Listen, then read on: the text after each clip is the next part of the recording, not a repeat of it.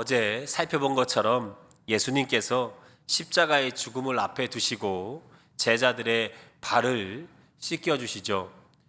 발은 인간의 몸 중 땅에 맞닿는 유일한 신체입니다. 땅에는 먼지와 온갖 오물이 널려져 있습니다. 발은 그 더러운 것들과 접촉하며 자기도 더러워지죠.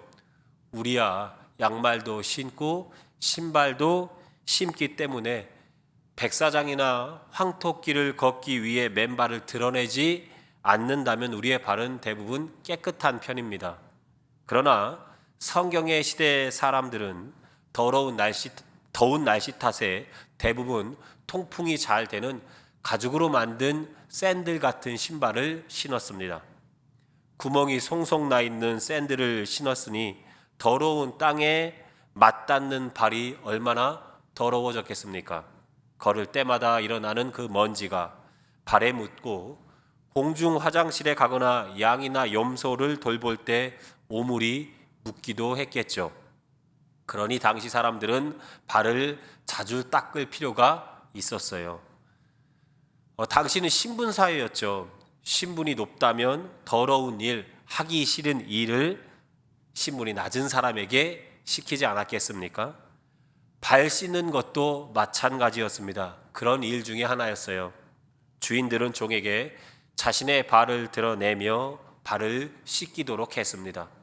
그런데 어제 살펴본 것처럼 예수님께서 겉옷을 벗으셨습니다. 옷은 신분을 상징하죠. 그러기에 예수님께서 겉옷을 벗으셨다는 것은 당신의 신분을 내려놓으셨다는 것을 의미할 수 있습니다. 겉옷을 벗으신 예수님께서 허리에 수건을 두르시고 대야에 물을 담은 후 제자들을 앉혀놓고 발을 하나씩 한 사람씩 닦아주기 시작하십니다. 언젠가 예수님께서 제자들에게 말씀하셨어요. 인자가 온 것은 섬김을 받으려 온 것이 아니라 도리어 섬기려 하고 자기 목숨을 많은 사람들의 대속물로 주려 왔다고 말씀하셨습니다.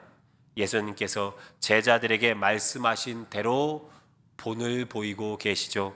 종이 되어 그들의 냄새나고 더러운 발을 씻기고 계셨죠. 본문을 묵상하며 왜 예수님은 종이 할 수 있는 다른 일로 제자들을 섬기실 수 있었을 텐데 왜 굳이 발을 씻기는 것으로 종의 모습을 보이셨을까? 왜 그 더러운 발을 닦는 것으로 종의 모습을 제자들에게 보이셨을까 생각을 해봤습니다. 그렇잖아요. 종이 할 수 있는 다른 일들도 많잖아요.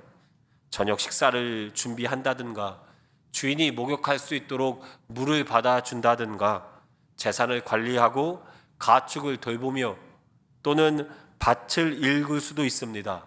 주인의 옷을 빨아주는 것으로 제자들에게 종은 이렇게 해야 된다라고 가르치실 수도 있었습니다. 그런데 예수님은 제자들을 섬기기 위해 그들의 종이 되기 위해 그들의 발을 씻겨주셨어요. 왜 그러셨을까요? 저는 이것이 섬김의 본질을 내포하고 있다고 생각합니다. 발을 씻기기 위해서는 앞에 선 사람에게 내가 섬겨야 되는 그 사람에게 몸을 구부려야 됩니다. 뻣뻣한 자세로 상대의 발을 씻길 수가 없죠. 발을 씻기기 위해서는 반드시 몸을 굽혀 상대를 존중한다는 표시를 해야 합니다. 제 주변에 목회자들이 많아요. 저야 신학교를 졸업하고 목사가 됐으니 친구들, 선후배들, 목사들이 많겠죠. 그런데 저의 아내도 서울신학대학교 기독교 교육학과 출신이라서 주변에 아는 목사님들이 있습니다. 그래서 저희 부부에게 아는 목사님들이 많습니다. 최근에 저희 부부 주변에 있는 목사님들이 개척을 했다는 소식, 해외로 선교를 나간다는 소식을 자주 듣습니다. 그러면 아내와 제가 고민해요. 개척하면 힘들 텐데, 해외로 선교 나가면 고생일 텐데, 기도는 당연히 하는 것이고 작게라도 선교비를 보내자 그렇게 고민을 하는 겁니다. 선교비를 보낼 때 돈을 보내는 사람, 그는 마음가짐을 잘해야 됩니다. 내가 돈을 보낸다고 마음을 뻣뻣하게 세우면 안 됩니다. 예수님께서 발을 씻기기 위해 몸을 구부렸듯이 우리는 내가 섬기는 그분에게 몸을 낮춰야 합니다. 이것이 섬김의 본질 중 하나예요. 그리고 발을 씻기기 위해서는 다가가야 되죠. 내가 섬기기 위한 그 사람 앞으로 가야 됩니다. 그의 더럽고 냄새 나는 발 곁으로 가야 돼요. 심지어 그것을 만져야 합니다. 섬김은 떨어져서 하는 것이 아니란 거죠. 밀접하게 하는 겁니다. 접촉하는 거예요. 이게 무슨 말이냐? 섬김은 상대의 악취를 맡는 겁니다. 섬김은 상대의 더러운 생각, 불손한 태도와 맞닥뜨리는 거예요. 우리는 상대가 악취 나면 떠납니다. 그의 행실이 불손하면 안 봅니다. 그리고 나한테 피해주지 않을 사람만 만나죠. 그러나 진정한 섬김은 상대의 악취를 맡는 곳에서 일어나는 거예요. 그의 더러운 발을 만질 때 참 섬김이 되는 겁니다. 주님께서 종이 되어 제자들의 발을 씻기신 후 제자들에게 물으셨습니다. 오늘 본문 12절 마지막 부분인데요. 내가 너희에게 행한 것을 아느냐? 그러면서 14절에 이렇게 말씀하시죠. 내가 주와 선생이 되어 너희 발을 씻었으니 너희도 서로 발을 씻어 주어라. 그리고 나서 15절에 주님께서 허리를 굽히시고 제자들에게 다가가 제자들의 발냄새를 맡으시며 그들의 더러운 발에 묻어있는 오물을 닦아주신 이유를 이렇게 말씀하십니다. 내가 너희에게 행한 것 같이 너희도 행하게 하려 하여 본을 보였노라. 예수님은 우리가 서로에게 나의 이 뻣뻣한 고개를 숙이고 서로의 악취를 맡으며 서로의 허물을 덮어주는 관계가 되기를 원하셨습니다. 그래서 본을 보여주셨어요. 사랑하는 성도 여러분, 주님의 바람대로 마음의 허리를 굽히고 그 사람의 악취를 맡으며 그의 쓴뿌리까지도 그의 고집, 그의 괴팍한 성격까지 받아내는 진정한 섬김을 해 나가는 주님의 참 제자들 되시기를 주님의 이름으로 축복합니다. 16절에서 예수님은 진실로 헬라어 원문으로는 아멘 아멘으로 시작하며 힘주어 말씀하시죠. 그 내용은 종이 주인보다 크지 않다는 것, 보냄을 받은 사람이 보내는 사람보다 크지 않다는 겁니다. 너무 당연한 말씀이죠. 그런데 뭘 그리 힘주어 말씀하셨을까 싶습니다. 주인이신 주님께서 섬겼듯 종인 우리도 섬겨야 합니다. 보내시는 주님께서 섬겼듯 보냄받은 우리도 섬겨야 합니다.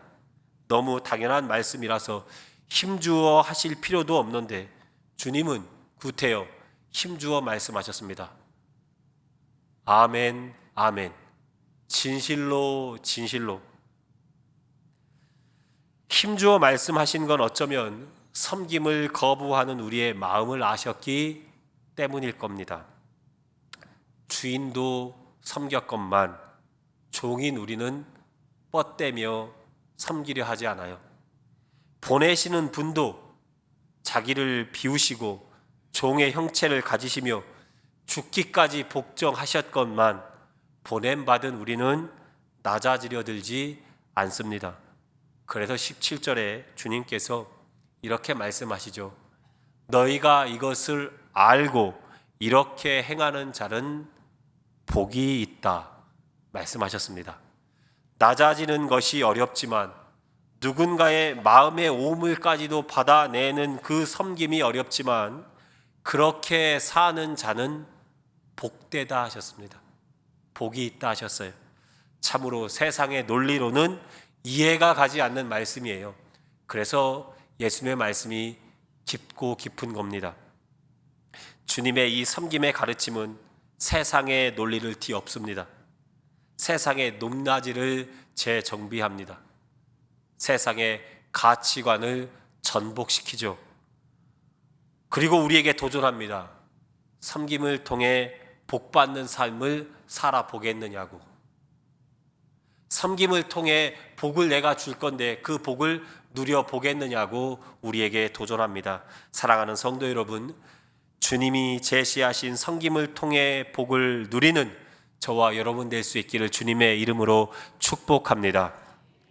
그런데 누구나 섬김의 복을 누리는 건 아닙니다.